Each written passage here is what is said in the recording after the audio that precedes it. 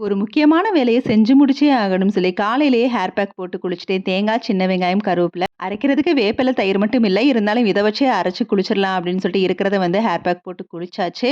Night இட்லிக்கு தக்காளி சட்னி அரைக்கிறப்பயே சேர்த்து அரைச்சாச்சு. காலையில ராகி தோசைக்கும் இந்த சட்னிய வச்சுக்கலாம்னு.